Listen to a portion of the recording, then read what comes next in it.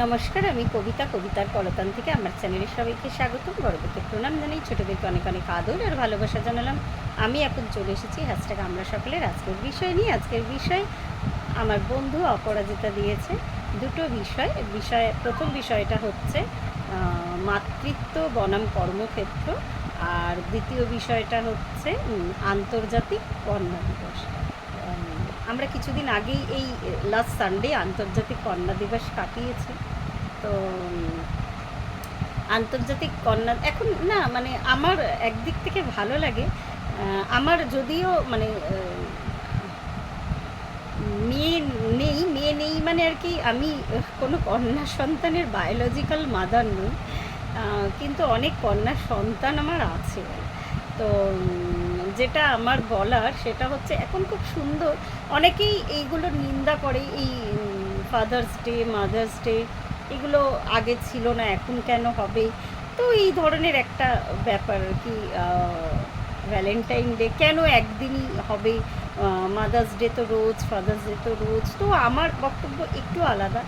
আমার মনে হয় যে অবশ্যই রোজই এই সম্পর্কগুলো শুধু রোজ নয়, আমাদের সঙ্গে মানে আমাদের প্রাণের সম্পর্ক, আমাদের হৃদয়ের সম্পর্ক, আমাদের চিরদিনের সম্পর্ক। তো এই সম্পর্কগুলো একটা দিন আমরা যদি বিশেষভাবে রাখি সেলিব্রেট করার জন্য, যেমন জন্মদিনটা যদি বলি, তো আমাদের না রোজ জন্ম হয় কিন্তু।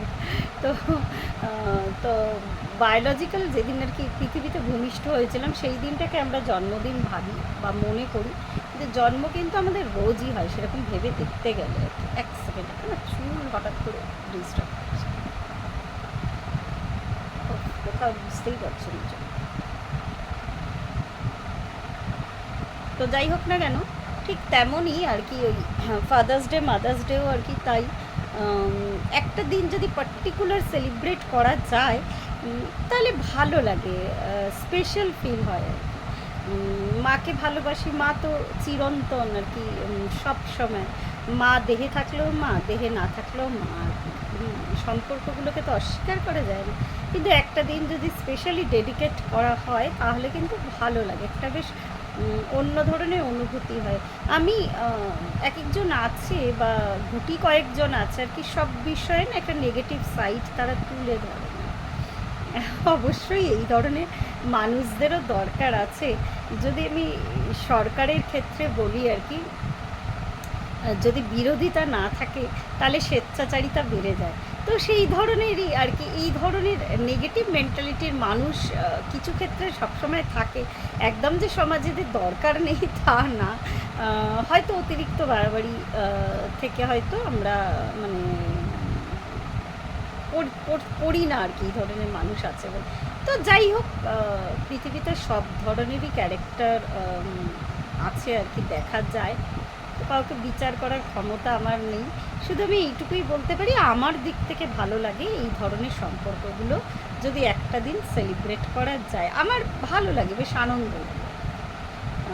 আমি একটু পজিটিভ মানুষ, তো ওই জন্য মানে আমি ভালোবাসি এই ব্যাপারগুলোকে। একটা দিন ডেডিকেট করা, মায়ের জন্য কবিতা লেখা, বাবার জন্য কবিতা লেখা। হ্যাঁ, অনেকেই এই ফাদার্স ডে বা মাদার্স ডেতে বৃদ্ধাশ্রমে যাদের বাবা মারা থাকেন, এবার বৃদ্ধাশ্রমেরও নেগেটিভ পজিটিভ দিক আছে। আমি হয়তো বলতে গিয়ে ভাবছেন খেই হারিয়ে ফেলছি, তা কিন্তু নয়। অনেকের সন্তান যারা বিদেশে থাকেন, তাদের বাবা মারা যদি বৃদ্ধাশ্রমে থাকে, সেখানে প্রপার ট্রিটমেন্ট, প্রপার গাইডেন্স সব কিছু পায়, তাহলে তাদের পক্ষেই সেফ। কেন আমরা জানি অনেক সময় বৃদ্ধ বাবা মা একা বাড়িতে থাকলে অনেক বিপজ্জনক পরিস্থিতি কিন্তু অ্যারেঞ্জ করতে পারে। আমরা দেখেওছি অনেক জায়গায় কিন্তু এই ধরনের ঘটনা ঘটে। তো সেগুলো থেকে বাঁচার জন্য কিন্তু বৃদ্ধাশ্রম একটা ভালো অপশন। অনেকে আজকাল স্বেচ্ছায় বৃদ্ধাশ্রমে যেতে যায়। আমাদের তো আগের কার যুগে এই ধরনের কনসেপ্টই ছিল না, যে সংসার জীবনের পরে ব্রহ্মচর্য, গার্হস্থ্য, বানপ্রস্থ আর সন্ন্যাস।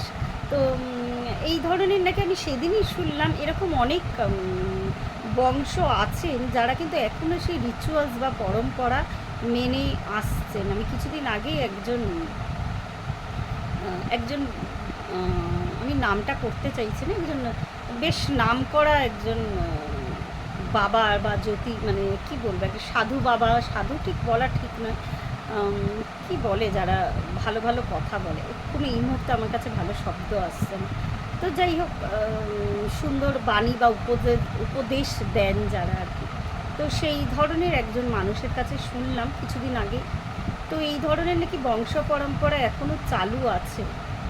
তো তিনি বেঙ্গলেরই মানুষ, একজন নাম করে, হ্যাঁ, প্রিচার।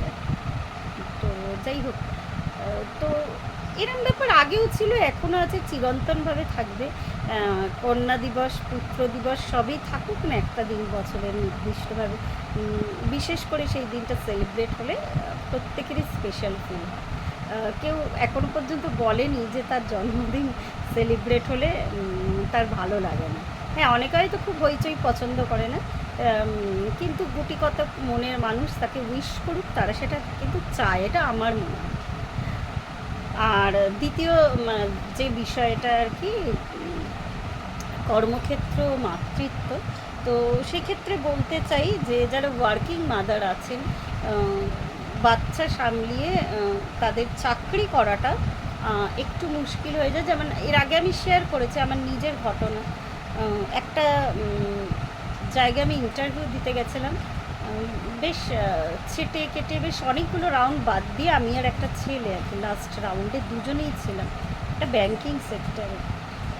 তো আমি তো ব্যাংকিং সেলসে ছিলাম, যে ক বছর চাকরি করেছি। তো যাই হোক, আমার খুব খারাপ লেগেছিল যখন লাস্ট রাউন্ড আর কি এইচআর ইন্টারভিউ হচ্ছে, আমার ছেলের তখন 5 বছর 6 বছর মতন এরকম বয়স ছিল, 5 বছর খুব সুন্দর। তো প্রশ্ন করলো কে কে আছে পরিবারে, তো আমি বললাম, তো বললো যে কে দেখে বাচ্চাকে। তো তখন আমি বললাম যে এরকম লোক রাখা আছে ওকে দেখাশোনা করার জন্য।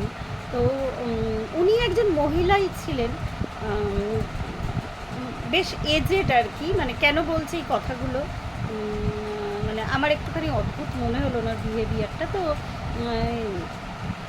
ইভেন যে রিটেন টেস্টগুলো হয়েছিল, যেই ছেলেটা লাস্ট পর্যন্ত ছিল ওর নাম্বার আমার থেকে কম ছিল।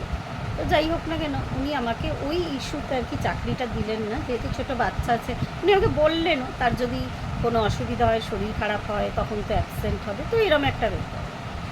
তো আরেকটা ঘটনা, আমার আরেক বন্ধুর কাছে আমি শুনেছিলাম, তার একটা বাচ্চা ছেলে ছিল, তখন ওই আমার ছেলের বয়সেই ছিল।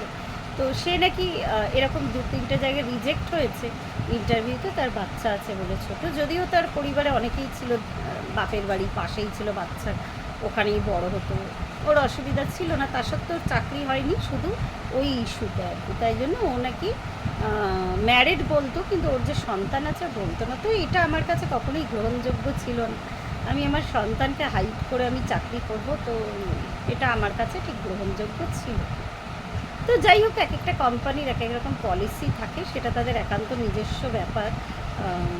তো এটা তো গেল কোম্পানির দিক। আর যদি আমি নিজস্ব দিক থেকে বলতে চাই, হ্যাঁ অবশ্যই বাচ্চা থাকলে, বৃদ্ধ বাবা মা থাকলে সব ক্ষেত্রেই সমান আর কি, প্রবলেম তো হয়ই। আমার ক্ষেত্রে যেটা হয়েছে, যেহেতু আমার পুরোটাই সাপোর্ট সিস্টেম রেখে চলতে হতো, তাই জন্য মানে একদমই আমার নিজের লোকজনকে আমি পাইনি সেই টাইমটায়। তার জন্য না আমাকে চাকরিটা লাস্ট পর্যন্ত আমাকে একটা টাইমে ডিসিশান নিতে হলো যে না, আমি করবো না, আমি তাহলে ঘরে বসে কিছু করবো। যেহেতু ওর যে টিচার রেখেছিলাম, সেই ক্ষেত্রে পড়াশোনাটা ডিটোরিয়েট করছিল, সেও ঠিক করে দেখতো না। তো যাই হোক, এই অসুবিধাগুলো আমার হতো, তো আমি ফেস করেছি অসুবিধাগুলো। হ্যাঁ, এবার বলি, যদি আমার সেই সরকারি চাকরি হতো বা এমন কোনো জব হতো যেটা আর কি, মানে আমি বলতে চাইছি ভালো টার্মস অ্যান্ড কন্ডিশনের জব, তাহলে হয়তো আমি ছাড়তাম না, তাহলে হয়তো আমি আরেকটু সুব্যবস্থা করতে পারতাম। কিন্তু একদমই প্রাইভেট জব করে টাইমের বেশি ডিউটি আওয়ার্স কাটিয়ে মানে ঘরে সব কিছু করে সবাইকে খুশি করে আমি পারিনি, আমি আর কি অস্ত্রটা ছেড়ে দিয়েছিলাম। তখন আমার ফোকাস হয়েছিল যে না, বাচ্চাকে মানুষ করাটাই আমার কাছে প্রথম প্রায়োরিটি। এবার আমি এটা কাউকেই আমি সাজেশন দিতে পারবো না যে বাচ্চার জন্য চাকরি ছেড়ে দাও। মাঝে মাঝে আমার নিজেরই পরে খারাপ লাগতো, মনে হতো। তারপরে আমি অন্য অনেক কিছু করেছি, ইভেন এখনও করছি। আমি কিছু না কিছু আমি করি, কিছু না কিছুর সাথে আমি যুক্ত। আমি কখনোই এইভাবে ফাঁকা বসে থাকতে পারি না। আমার খালি মনে হতো যে মাস থেকে স্যালারিটা বন্ধ হয়ে গেল, মনে হতো কী করবো আমি, আমার এখন কী করণীয়। টিউশন করতাম, তারপরে বাড়িতে বসে ওকে দেখভাল করে যা যা করার আমি করতাম। তো আমি ওই পুরো একটা মানে কী বলবো, কমপ্লিটলি ডিপেন্ডেন্ট হতে পারি না কারোর উপর, এখনও পারি না। মানে আমার নিজস্ব কিছু খরচা আছে, টুকটাক আর কি, যেইটুকুই থাকে। তো সেটা যেন মনে হয় আমার নিজের মানে নিজের বেয়ার করাটাই ভালো আর কি। তো এই মেন্টালিটি নিয়ে এখনও আমি যুদ্ধ চালিয়ে যাচ্ছি। উম, তো এই সেই টাইমে এখন আমার মনে হয় হয়তো না ছাড়লে হতো। যে অ্যাকচুয়াল সমস্যাটা ওখানেই হয়ে গেছিলো যে একটি মানুষও ছিল না যে আয়া সেই দিন যদি অ্যাবসেন্ট করতো তার পরিবর্তে ছেলেকে দেখার মতো। আমার ক্ষেত্রে ব্যাপারটা বেশ অন্যরকম ছিল। কিন্তু যাদের ক্ষেত্রে একটু হলেও সাপোর্ট আছে, বৃদ্ধ বাবা মা বা শ্বশুর শাশুড়ি আছেন বাড়িতে, মানে একটু আর কি আয়ার ওপরেও নজরদারি করতে হয় আর কি। তো তাদের মনে হয় কন্টিনিউ করাটাই ভালো। তো এটাই বলছি, আমি কাউকে ওইভাবে সাজেস্ট করতে পারবো না। ঠিক আমার ক্ষেত্রে কী কী সমস্যা হয়েছিল আমি সেগুলো বললাম। তো আমার মনে হয় এটাই জীবন। হ্যাঁ, এইভাবেই কিন্তু একটা মানুষকে বেঁচে থাকতে হয়, এইভাবেই একটা মানুষকে চলতে হয়, বাধা বিপত্তি নিয়ে সব কিছু কাটিয়ে। হয়তো আমি মাঝপথে যুদ্ধটা থামিয়ে দিয়েছিলাম। আসলে হয় না, এক সময় ঠিক উইজডমটা হয়তো কাজ করে না, আরেকটু লড়াই করলে হয়তো হতো। কিন্তু যাই হোক, হয়নি আমার ক্ষেত্রে ওটা। তো এটা আমার এক্সপিরিয়েন্স আমি বললাম। উম, তো বাকিদেরটা শোনার জন্য অপেক্ষায় রইলাম। প্রত্যেকে ভালো থাকবেন, পরিবারের সকলকে ভালো রাখবেন। অপরাজিতাকে অনেক ধন্যবাদ, সুন্দর টপিক।